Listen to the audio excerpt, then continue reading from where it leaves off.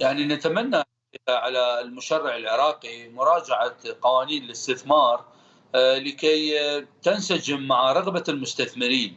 المستثمرين بالتأكيد يحملون جنسيات مختلفة، يرغبون بالتملك في العراق، فعملية السماح لهم بالتملك ضمن المدن الصناعية أو ضمن المدن التجارية أو ضمن المدن السياحية، يعني ليس التملك بالمطلق من أجل أن لا ترتفع الأسعار على العراقيين، لكن منح فرص استثمارية ممتلكة داخل المدن الصناعية. العراق ذاهب باتجاه إنشاء 6 مدن صناعية، وأيضا مدينة للتكنولوجيا، مدن سياحية، مطارات حديثة، فيمكن أن يكون هناك تملك لمثل هذه المشاريع الاستراتيجية وطمأنة المستثمرين من خلال إعطائهم ضمانات، لأن موازنة 2023 سمحت للحكومة بإصدار ضمانات من الممكن أن يصادق عليها من قبل البرلمان العراقي، وكذلك تنشيط قطاع التأمين في البيئة العراقية لكي يكون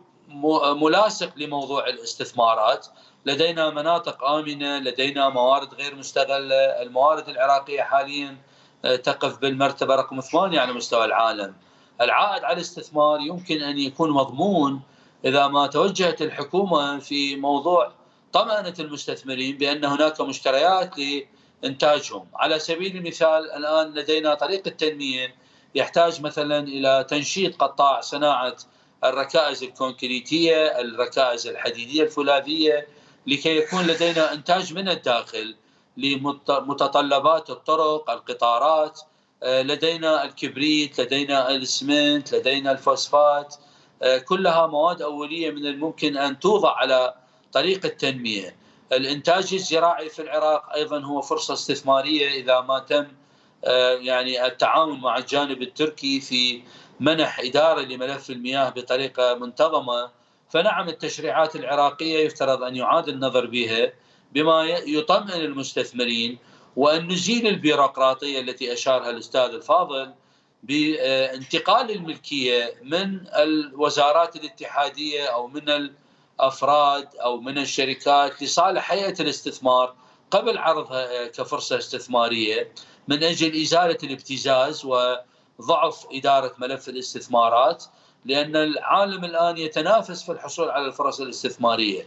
لدينا قوة مالية متمثلة بدول الخليج، نستطيع إقناعهم في أن يوجهون جزء من أموالهم إلى الداخل العراقي. لدينا طاقة إنتاجية من الممكن أن تستغل، لأن موقع العراق الاستراتيجي هو في منتصف الشمال والجنوب والشرق والغرب، فإدارة ملف الموقع الجغرافي وربط الاقتصاد السعودي بالاقتصاد الإيراني بالاقتصاد التركي سيجعل العراق هو منطقة تجارية استثمارية.